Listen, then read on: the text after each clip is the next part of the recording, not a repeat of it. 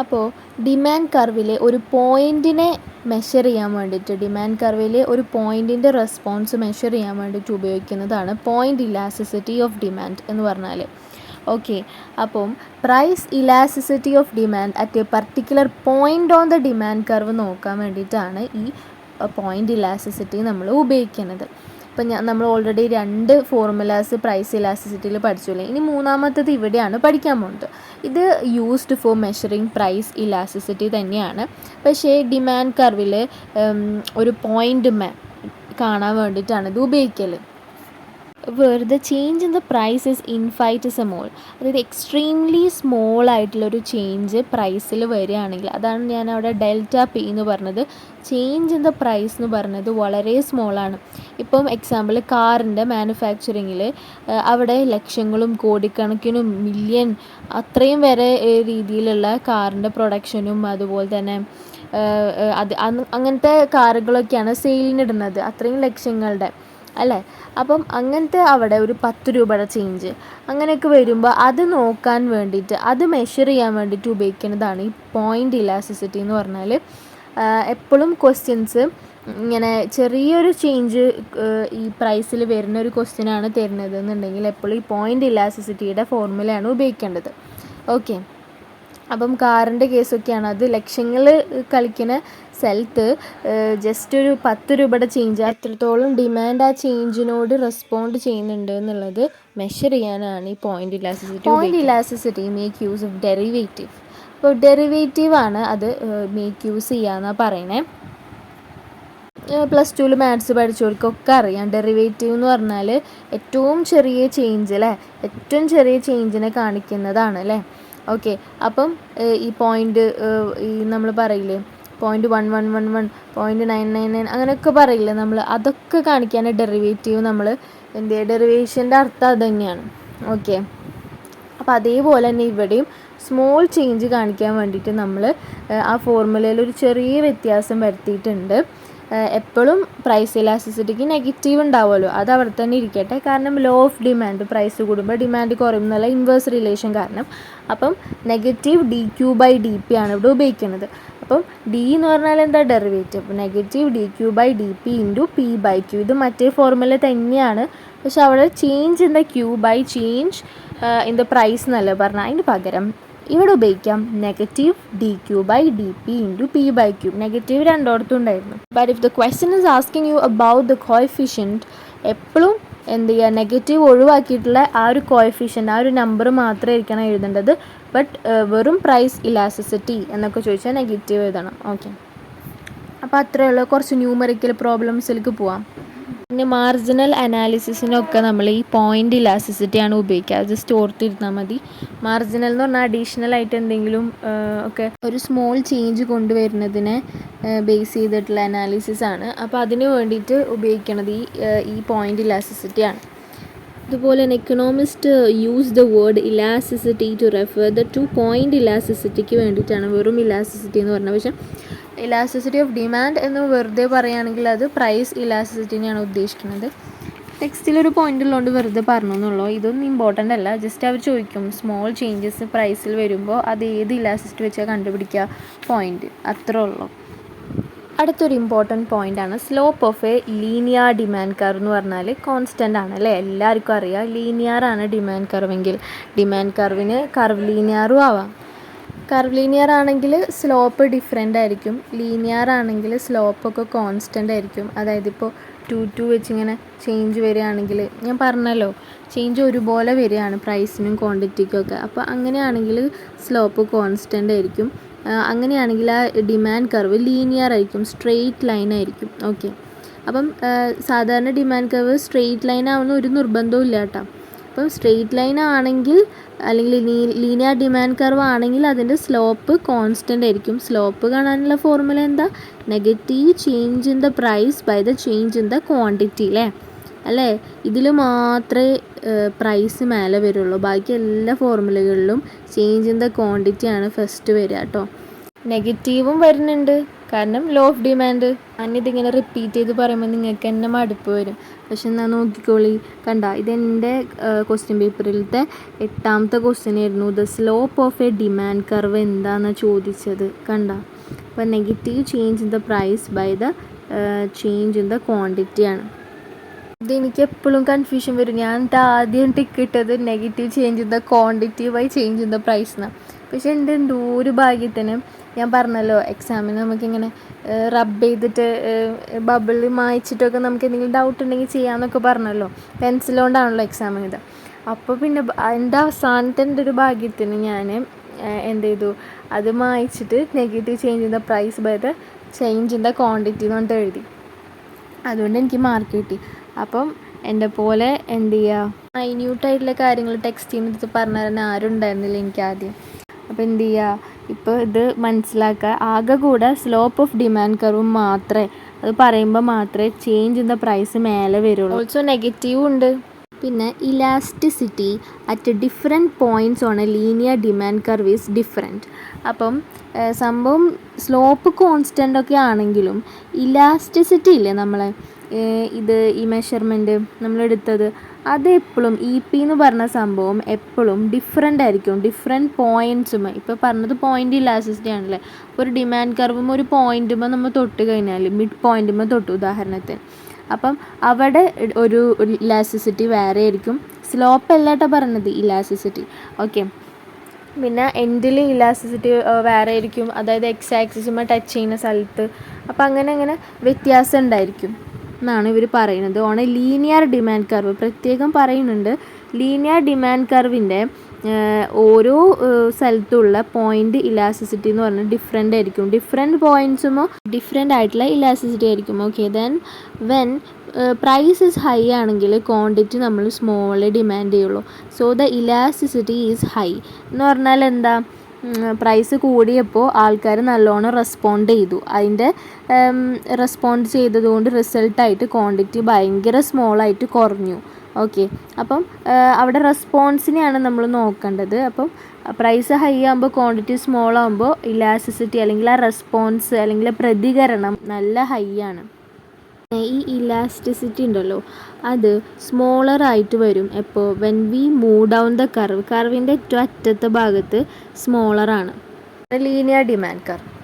ഇപ്പോൾ ഡിമാൻഡ് കർവിൽ ഇങ്ങനെ ഡൗൺ ആവും തോറും പി കുറഞ്ഞു വരും. അപ്പോൾ മിഡ് പോയിൻറ്റിലാണെങ്കിൽ elasticity of demand is equal to 1 ആയിരിക്കും. പിന്നെ 1ൻ്റെ താഴെയാണെങ്കിൽ ലെസ് ദാൻ 1. പിന്നെ ആ എക്സ് ആക്സിസുമ്പോൾ ടച്ച് ചെയ്യുന്ന പോയിൻറ്റിൽ ഡി എന്ന് പറയുന്നത് 0 ആണ്. അപ്പോൾ മിഡ് പോയിൻറ്റിൽ ഡി 1 ആണെങ്കിൽ 1നേക്കാളും മേലെയാണ് ഡി വരുമ്പോൾ ഗ്രേറ്റർ ദാൻ 1 ആണ്. അതുപോലെ തന്നെ വൈ ആക്സിസുമായി ടച്ച് ചെയ്യുകയാണെങ്കിൽ ഡി എന്ന് പറയുന്നത് ഇൻഫിനിറ്റി ആണ് കേട്ടോ. അപ്പം ഇത് ഇമ്പോർട്ടൻ്റ് ആണ്. നമുക്കറിയാമല്ലോ, 1ലും താഴെ വന്ന ലെസ് ദാൻ 1, 1ന് മേലെ വന്ന ഗ്രേറ്റർ ദാൻ 1. പിന്നെ വൈ ആക്സിസുമായി ടച്ച് ചെയ്യുമ്പോൾ ഇൻഫിനിറ്റി, എക്സുമായി ടച്ച് ചെയ്യുകയാണെങ്കിൽ 0 ആണ് കേട്ടോ. ഇതൊക്കെ ഇലാസ്റ്റിസിറ്റികളെയാണ് പറഞ്ഞത്. അപ്പോൾ കണ്ടോ, ഒരു ലീനിയർ ഡിമാൻഡ് കർവിൻ്റെ ഡിഫറെൻറ്റ് പോയിൻറ്റ്സുമ്പോൾ ഡിഫറെൻറ്റ് ഇലാസ്റ്റിസിറ്റി ആണ് കിട്ടുന്നത്. പക്ഷേ ലീനിയർ ഡിമാൻഡ് കർവിൻ്റെ സ്ലോപ്പ് കോൺസ്റ്റൻ്റ് ആണ്. എങ്ങനെയാണ് ഒരു ഡിമാൻഡ് കർവിൻ്റെ സ്ലോപ്പ് കാണുന്നത്? Negative change in the price by quantity, change in the quantity. Demand കർവിൽ ഏത് പോയിൻറ്റുമ്പോഴും നമുക്ക് ഇലാസ്റ്റിസിറ്റി കണ്ടെത്താനായിട്ട് പറ്റും. അപ്പോൾ ഈ ഒരു ഫോർമുല ഉപയോഗിച്ച് കഴിഞ്ഞാൽ ഇപ്പോൾ കണ്ടോ, സ്മോൾ ലെറ്റർ ടിയും പിന്നെ ക്യാപിറ്റൽ ടിയും അതിൻ്റെ നടുവിലൊരു ആറും കണ്ടോ, ക്യാപിറ്റൽ ആറും. അപ്പം ഇപ്പോൾ ഈ ക്യാപിറ്റൽ ആറിൻ്റെ ഈ ഇലാസ്റ്റിസിറ്റി കാണുന്നുണ്ടെങ്കിൽ സിമ്പിളാണ്. Lower segment by the upper segment ചെയ്താൽ നമുക്ക് ആൻസർ കിട്ടും. അപ്പം ലോവർ സെഗ്മെൻറ്റിലായിരിക്കും എപ്പോഴും ചെറിയ വാല്യൂസ് ഉണ്ടാവുക അല്ലേ. കാരണം ഒരു ഡിമാൻഡ് കർവിൻ്റെ താഴോട്ട് പോകും തോറും ലോവർ സെഗ്മെൻറ്റിലേക്ക് പോകും തോറും കുറയാണ് ചെയ്യുന്നത്, ഇലാസ്റ്റിസിറ്റി കുറയാണ് ചെയ്യുന്നത് അല്ലേ. ഓക്കെ, മേലേക്ക് പോകും തോറും ഇലാസ്റ്റിസിറ്റി കൂടുകയാണ് ചെയ്യുന്നത് അല്ലേ. As we move down the curve point elasticity on the curve is decreasing. Okay, അപ്പോൾ അതുകൊണ്ട് lower segment by the upper segment ചെയ്താലാണ് നമുക്ക് ആൻസർ കിട്ടാം. ഫോർമുലയ്ക്കൊന്നും വലിയ ഇമ്പോർട്ടൻസ് ഇല്ല കേട്ടോ. ഈ RT/RT മനസ്സിലായില്ലേ എന്തുകൊണ്ടാണെന്നുള്ളത്? അത് ആ ഫിഗറിൽ അങ്ങനെ എഴുതിയോണ്ടാണ് അങ്ങനെ എഴുതിയിരിക്കുന്നത്. അപ്പം സംഭവം lower segment by the upper segment. അപ്പം ഈ അപ്പർ സെഗ്മെൻറ്റ് ഡിനോമിനേറ്ററിൽ വരാനുള്ള കാരണം എന്താണെന്നറിയോ? That is the magic of mathematics. അതായത് അപ്പർ സെഗ്മെൻറ്റ് എന്ന് പറഞ്ഞാൽ ബിഗ്ഗർ നമ്പേഴ്സാണ് ഉണ്ടാവുക അല്ലേ. അപ്പം ഡിനോമിനേറ്ററിൽ ബിഗ്ഗർ നമ്പർ വന്നാൽ നമുക്ക് എപ്പോഴും കിട്ടുന്ന ആൻസർ പോയിൻറ്റിലായിരിക്കും അല്ലേ. അത് ഡെസിമലുള്ള ആൻസർ ആയിരിക്കും നമുക്ക് കിട്ടുക അല്ലേ. അത് എല്ലാവർക്കും അറിയായിരിക്കും, എന്നാലും ഞാൻ പറഞ്ഞേ ഉള്ളൂ. ഡിനോമിനേറ്ററിൽ ബിഗ്ഗർ നമ്പറാണ് വരുന്നുണ്ടെങ്കിൽ നമുക്ക് പോയിൻ്റുള്ള ആൻസേഴ്സ് ആയിരിക്കും കിട്ടുന്നുണ്ടാവുക. ഓക്കെ, അപ്പോൾ അങ്ങനെ ഓർത്താൽ മതി. അതുകൊണ്ടാണല്ലോ ഈ പോയിൻ്റ് ഇലാസ്റ്റിസിറ്റി എന്ന് വെച്ചാൽ ചെറിയ ഒരു സ്മോൾ ചേഞ്ച് നമുക്ക് കണ്ടുപിടിക്കാനായിട്ടാണ് ഇത് ഉപയോഗിക്കുന്നത് അല്ലേ. ഇൻഫിനിറ്റെസിമൽ ചേഞ്ച് അല്ലേ. അപ്പോൾ ഇത് ഓർത്താൽ മതി. ഓക്കെ, അപ്പം അപ്പർ സെഗ്മെൻ്റ് എന്ന് പറഞ്ഞാൽ ഡിനോമിനേറ്ററിൽ ബിഗ്ഗർ നമ്പർ വരുന്നതാണ്. ഡിനോമിനേറ്ററിലാണ് ബിഗ്ഗർ നമ്പർ വരുന്നതെങ്കിൽ പോയിൻ്റ് സംഖ്യയുള്ള, അതായത് ഡെസിമലുള്ള ഒരു ആൻസർ ആയിരിക്കും നമുക്ക് കിട്ടാം. നേരെ മറിച്ച് ഡിനോമിനേറ്ററിൽ സ്മോളർ നമ്പറാണ് വരുന്നതെന്നുണ്ടെങ്കിൽ നമുക്ക് 1 മേലെയുള്ള ആൻസേഴ്സ് ആയിരിക്കും കേട്ടോ. ഒന്ന് ഡിവൈഡ് ചെയ്താൽ നമുക്ക് ആൻസർ കിട്ടാം. അപ്പോൾ അങ്ങനെയാണെങ്കിൽ നമുക്കൊന്ന് പ്രൂവ് ചെയ്യണമല്ലോ അല്ലേ. അപ്പം കുഞ്ഞിട്ടി അടിയിൽ, പിന്നെ മിഡിലിൽ 6, പിന്നെ മേലെ വലിയ ടി. അപ്പോൾ അതിൻ്റെ ലോവർ സെഗ്മെൻറ്റിൽ 5ഉം അപ്പർ സെഗ്മെൻറ്റിൽ 5ഉം ആണ്. ഇപ്പോൾ ലോവർ ബൈ അപ്പർ ചെയ്യുമ്പോൾ 5/5 ചെയ്താൽ മിഡിലത്തെ 6 എന്ന് പറഞ്ഞാൽ 1 ആണ് കിട്ടുന്നത്. അതന്നെയല്ലേ നമ്മൾ ഓൾറെഡി പറഞ്ഞത്. മിഡിലിൽ elasticity of demand is always 1. അടുത്ത ആളാണ് ആർക്ക് ഇലാസ്റ്റിസിറ്റി. അപ്പം ഇതാണ് ലാസ്റ്റത്തെ ഫോർമുല, ഏത് പ്രൈസ് ഇലാസ്റ്റിസിറ്റിത്തെ. ഓക്കെ, അപ്പോൾ ഇതൊന്നുമില്ല. ഇപ്പോൾ 2 പോയിൻ്റ് ഡിമാൻഡ് കർമ്മ ഞാൻ പ്ലോട്ട് ചെയ്തു. ആ 2 പോയിൻറ്റിൻ്റെ ഇടയ്ക്ക് വരുന്ന ഇലാസ്റ്റിസിറ്റി അല്ലെങ്കിൽ ഒരു പോർഷൻ്റെ ഇലാസ്റ്റിസിറ്റി കാണാൻ ഉപയോഗിക്കുന്ന ഇതാണ് ഈ ആർക്ക് ഇലാസ്റ്റിസിറ്റി എന്ന് പറഞ്ഞാൽ. സിമ്പിളാണ്. Price elasticity over some portion of the demand curve rather than at a single point. ഒരു പോയിൻറ്റുമേലല്ലാതെ ഒരു പോർഷനുമേ. ഇപ്പോൾ 2 പോയിൻ്റ് നമ്മളിട്ട് അതിനൊന്ന് ജോയിൻ ചെയ്ത് കഴിഞ്ഞാൽ ആ ഒരു പോർഷൻ ഉണ്ടാവുമല്ലോ, ആ ഒരു ആർക്ക് ഉണ്ടാവുമല്ലോ, അതിൻ്റെ അതിൻ്റെ റെസ്പോൺസ് കാണാൻ വേണ്ടിയിട്ട് ഉപയോഗിക്കുന്നതാണ് arc elasticity over a range of prices. കാരണം 2 പോയിൻ്റ് ഉണ്ടാവുമല്ലോ, അപ്പോൾ റേഞ്ച് ഓഫ് പ്രൈസസ് ആണ് അവിടെ ഉണ്ടാവുക. അപ്പോൾ അതിന് കറസ്പോണ്ടിങ് ആയിട്ടുള്ള ക്വാണ്ടിറ്റി ഡിമാൻഡ് ഉണ്ടാവും. അപ്പോൾ 2 പ്രൈസും 2 ക്വാണ്ടിറ്റിയും ഒക്കെ അതിലുണ്ടാവും. അപ്പോൾ അതുകൊണ്ട് തന്നെ ഇവിടെ നമ്മൾ ഈ മിഡ് പോയിൻ്റ് മെത്തേഡാണ് ഉപയോഗിക്കുക. അപ്പം ചേഞ്ച് ഇൻ ദ പ്രൈസും ചേഞ്ച് ഇൻ ദ ക്വാണ്ടിറ്റിയും ആർ ഡിസ്ക്രീറ്റ് ആൻഡ് ലാർജ്. അപ്പം ലാർജ് ചേഞ്ചസ് ഒക്കെ വരുമ്പോൾ എപ്പോഴും ഉപയോഗിക്കുക ആർക്ക് ഇലാസ്റ്റിസിറ്റി ആണ്. ഇതൊന്നും കണ്ടിട്ട് എന്ത് ചെയ്യരുത്, വറീഡ് ആവരുത്. എപ്പോഴും ക്വസ്റ്റ്യനിൽ യൂസ് ആർക്ക് ഇലാസ്റ്റിസിറ്റി അങ്ങനെയൊക്കെ പറഞ്ഞിട്ട് തരും കേട്ടോ. അപ്പം അത് ഉപയോഗിച്ചാൽ മതി. അപ്പം ഭയങ്കര ചെറിയ സ്മോൾ ചേഞ്ച് ആണെങ്കിൽ എപ്പോഴും പോയിൻറ്റും, ഭയങ്കര വലിയ ചേഞ്ച് ആണെങ്കിൽ ആർക്കുമാണ് ഉപയോഗിക്കേണ്ടത്. ക്വസ്റ്റ്യനിൽ എന്തായാലും ഉണ്ടാവും യൂസ് ആർക്ക് ഇലാസ്റ്റിസിറ്റിന്ന്. അപ്പോൾ അത്രേ ഉള്ളൂ. അപ്പം ഇതിനെ നമ്മൾ ഉപയോഗിക്കുന്ന മെത്തേഡ് എന്ന് പറഞ്ഞാൽ മിഡ് പോയിൻ്റ് മെത്തേഡാണ്. മിഡ് പോയിൻ്റ് മെത്തേഡ് എന്ന് പറയുമ്പോൾ വലിയ എന്തോ കാര്യമാണെന്ന് വിചാരിക്കും. അതും ഒന്നുമില്ല. ഈ ആവറേജ് ഓഫ് 2 പ്രൈസസ്, 2 പ്രൈസും 2 ക്വാണ്ടിറ്റി ഉണ്ടാവുമല്ലോ, അപ്പം ആവറേജ് എടുക്കുക. ആവറേജ് എടുക്കുക എന്ന് പറഞ്ഞാൽ എന്താ, ഇപ്പം A+B എന്ന് പറഞ്ഞിട്ട് എടുക്കും നമ്മൾ. എന്നിട്ട് ഡിവൈഡഡ് ബൈ 2 ചെയ്താൽ മതി. അതായത് എന്തൊക്കെ ടേംസ് ആണോ മേലെ ആഡ് ചെയ്തത് ആ നമ്പറുകൾ തമ്മിൽ ആ നമ്പർ മാത്രം ഡിവൈഡ് ചെയ്യും നമ്മൾ. അതായത് ഇപ്പോൾ എയും ബിയും അല്ല എടുത്തത്, അപ്പോൾ 2 എണ്ണമല്ല എടുത്തത്, അതുകൊണ്ട് ഡിവൈഡഡ് ബൈ 2 അങ്ങനെയാണല്ലോ ആവറേജ് കാണുക. അപ്പോൾ അതേപോലെ തന്നെയാണ് ഇവിടെയും ചെയ്യുന്നത്. അപ്പോൾ ഇവിടെ ആ ചെറിയ ഫോർമുലയില്ലേ, change in the quantity by change in the price into price by the quantity. അപ്പം അതിലൊരു ചെറിയ വ്യത്യാസമുണ്ട്. കുറച്ചും കൂടി ഒന്ന് മോഡിഫൈഡ് ആയിട്ടുള്ളൊരു ഫോർമുലയാണ് ഇവിടെ വരുന്നത്. അപ്പോൾ ഇവിടെ അപ്രോക്സിമേഷൻ ആണെന്നാണ് പറയുന്നത്. ഇപ്പോൾ ഈ arc elasticity lay somewhere in between, not in the middle. അപ്പോൾ നമ്മൾ ഈ മിഡ് പോയിൻ്റ് മെത്തേഡ് എന്നൊക്കെ പറയുമ്പോൾ നമുക്ക് ശരിക്കും മിഡിലായിട്ടുള്ള ആൻസറാണ് കിട്ടുകയെന്നൊക്കെ വിചാരിക്കുന്നു അല്ലേ നമ്മൾ. അങ്ങനെയൊന്നല്ല. ആർക്ക് ഇലാസ്റ്റിസിറ്റി എന്ന് പറഞ്ഞാൽ മിഡ് പോയിൻറ്റിലൊന്നല്ല നമുക്ക് ആൻസർ കിട്ടുക, അതിൻ്റെ ഇടയ്ക്കൊക്കെ ആയിട്ടുള്ളൊരു ആൻസറാണ്. എക്സാക്ട്ലി മിഡ് ആൻസർ അല്ല കിട്ടുക, ആ 2 പോയിൻറ്റിൻ്റെ ഇടയ്ക്ക് ആ പോർഷനിലല്ലേ നമ്മൾ കാണുന്നത്. അപ്പോൾ പോർഷന് മിഡ് ആൻസർ അല്ല നമുക്ക് കിട്ടുക, അതിൻ്റെ ഉള്ളിൽ സംവെയർ ഇൻ ബിറ്റ്വീൻ ആയിട്ട് ലേ ചെയ്യുന്ന ആൻസറാണ് കിട്ടുക.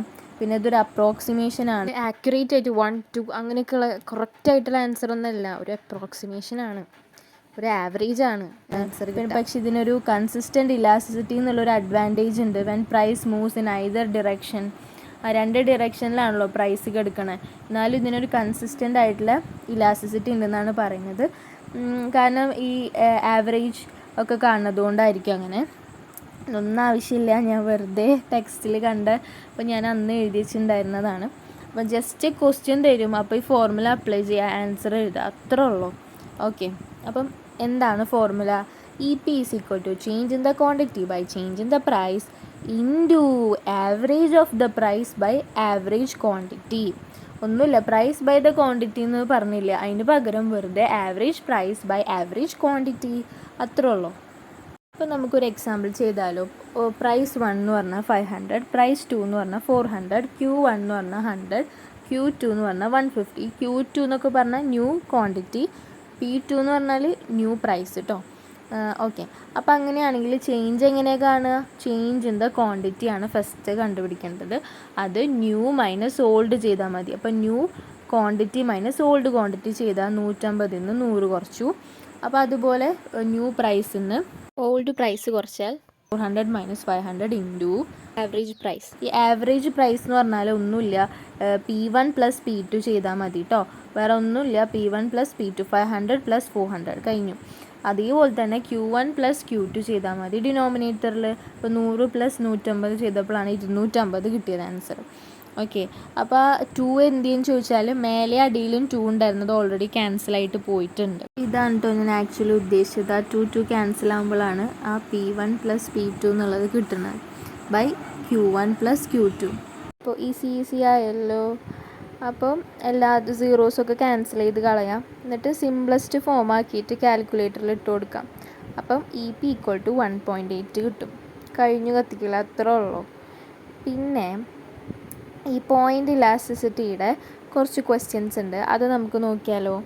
ഇപ്പോൾ ആർക്കിൻ്റെതല്ലേ നോക്കിയത്, അപ്പോൾ പോയിൻറ്റിൻ്റെ നമുക്ക് നോക്കാം. That is Q is equal to 100 plus 2P അന്ന് തന്നു നമുക്ക്. എന്നിട്ട് പ്രൈസ് ഈസ് ഈക്വൽ ടു 25 തന്നു. ആരും വിഷമിക്കേണ്ട, എപ്പോഴും use point elasticity, use arc elasticity എന്ന് എന്തായാലും ക്വസ്റ്റ്യനിൽ ഉണ്ടായിരിക്കും. ഓക്കെ, അപ്പോൾ ഇങ്ങനെ തന്നു. അപ്പോൾ ഈ Q is equal to A plus BP എന്ന് പറഞ്ഞാൽ ഡിമാൻഡിൻ്റെ ഇക്വേഷൻ അന്ന് നമ്മൾ പറഞ്ഞത് ഓർമ്മയില്ലേ, Q is equal to A minus BP എന്നൊക്കെ. ഓക്കെ, അതേപോലെ ഒരു ഇക്വേഷൻ തന്നു, എന്നിട്ട് പ്രൈസും തന്നു. അപ്പോൾ നമ്മളോട് പോയിൻ്റ് ഇലാസ്റ്റിസിറ്റി കാണാനാണ് പറഞ്ഞത്. അപ്പോൾ ഒന്നുമില്ല, ഡെറിവേറ്റീവാണ് ഉപയോഗിക്കേണ്ടതെന്നുള്ളത് ഓർക്കണം, പോയിൻ്റ് ആയതുകൊണ്ട്. അപ്പോൾ dQ/dP ഇൻറ്റു P/Q എന്ന് പറഞ്ഞിട്ട് ഫോർമുല എഴുതിയേക്കാം. എന്നിട്ട് എന്ത് ചെയ്യുക, ഈ dQ/dP ക്വസ്റ്റ്യനിൽ തന്നെ ഒളിഞ്ഞിരിപ്പുണ്ട്. ഏതാണെന്നറിയോ? ആ Pയുടെ കോഎഫിഷ്യൻ്റ് ഉണ്ടാവില്ലേ, അതായത് ഈക്വൽ ടു കഴിഞ്ഞിട്ട് റൈറ്റ് ഹാൻഡ് സൈഡിൽ ഉണ്ടാവുന്ന P ഉണ്ടാവുമല്ലോ, അതിൻ്റെ കോഎഫിഷ്യൻ്റാണ് dQ/dP. ഓക്കെ, അപ്പോൾ അതിലൊരു ട്രിക്കും ഒരു ടിപ്പും ഒളിഞ്ഞിരിക്കുന്നുണ്ട്, അത് അടുത്ത ക്വസ്റ്റ്യനിൽ ഞാൻ പറഞ്ഞുതരാം.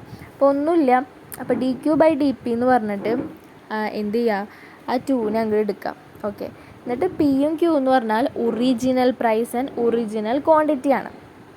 അപ്പോൾ എന്താ ചെയ്യേണ്ടതെന്ന് വെച്ചാൽ, ഒറിജിനൽ പ്രൈസ് ഓൾറെഡി തന്നിട്ടുണ്ട്, Q മാത്രം കണ്ടുപിടിച്ചാൽ മതി. അപ്പോൾ Q എന്ന് പറഞ്ഞാൽ എന്താ, 100 പ്ലസ് 2P അല്ലേ, അപ്പോൾ അതിലങ്ങോട്ട് ആ പ്രൈസ് ഇട്ട് കൊടുത്താൽ മതി. അപ്പോൾ 2 ഇൻറ്റു Pൻ്റെ അവിടെ 2 ഇൻറ്റു 25 ഇട്ട് കൊടുത്താൽ നമുക്ക് 100 plus 50 Q is equal to 150 കിട്ടും.